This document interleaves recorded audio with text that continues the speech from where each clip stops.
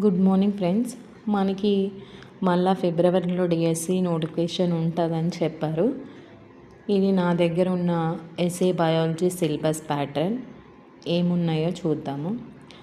మన జరిగే ఎగ్జామ్లో ఏమేమి కంటెంట్స్ ఉన్నాయంటే జీకే, కరెంట్ అఫైర్స్, విద్యా దృక్పథాలు, విద్యా మనోవైజ్ఞానిక శాస్త్రం, కంటెంట్ ఏదైతే అది మెథడాలజీ, మాది బయాలజీ కాబట్టి బయాలజీ, జీవశాస్త్రం, మెథడాలజీ.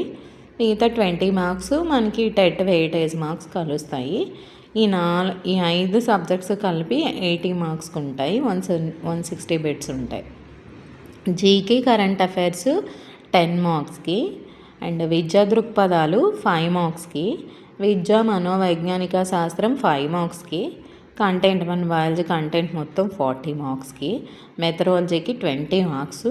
మనకి టెట్లో వచ్చిన మార్కులు 20లో ఇవి యాడ్ చేస్తారు. అయితే వీటితో పాటు ఇంకా ఇంగ్లీషు, నెక్స్ట్ ఏమంచో కంప్యూటర్స్ గురించి కూడా యాడ్ చేస్తారని న్యూస్లో వచ్చింది. మరి అది ఎంతవరకు నిజమో చూడాలి. నెక్స్ట్ ఇప్పుడు సిలబస్ ఏంటో చూద్దాం. జీకే, కరెంట్ అఫైర్స్ అంటే మనం స్టాండర్డ్ జీకే చదువుకోవాలి. తర్వాత కరెంట్ అఫైర్స్ అంటే డైలీ కరెంట్ అఫైర్స్ ఏం జరుగుతున్నాయో న్యూస్ పేపర్స్ని చూసి తెలుసుకొని, న్యూస్ విని తెలుసుకొని చదువుకోవచ్చు. అందుకని దీనికి నేను సిలబస్ అనేది స్టాండర్డ్గా ఇదే చదవాలి అని చెప్పట్లేదు. నెక్స్ట్ పార్ట్ 2లో విద్యా దృక్పథాలు మనకి ఎన్ని మార్క్స్కి ఇచ్చారండి? 5 మార్క్స్కి ఇచ్చారు.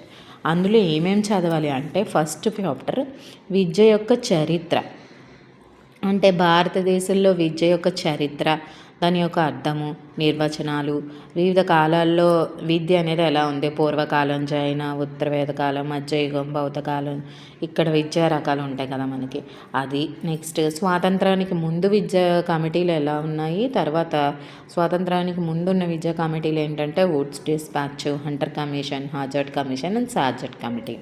స్వాతంత్రానికి తర్వాత ఉన్న విద్యా కమిటీలు Mudaliar commission, Kothari commission, Ishwaribai Patel commission. Next ఇది విద్య యొక్క చరిత్ర ఫస్ట్ టాపిక్. నెక్స్ట్ ఉపాధ్యాయుని సాధికారత.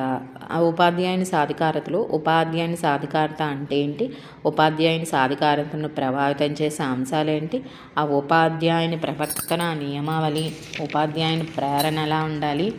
నెక్స్ట్ ఉపాధ్యాయ సంఘాలు, జాతీయ రాష్ట్ర స్థాయిలో పనిచేస్తున్న ఉపాధ్యాయ విద్యా సంస్థలు, ఉపాధ్యాయుని వృత్తిపరమైన అభివృద్ధి, నెక్స్ట్ మనం పాఠశాలలో నిర్వహించే రికార్డులు, రిజిస్టర్లును. తర్వాతది సమకాలీన భారతదేశంలో విద్య, మన భారతదేశంలోని విద్య ఎలా జరుగుతుంది, విద్యకు సంబంధించినటువంటి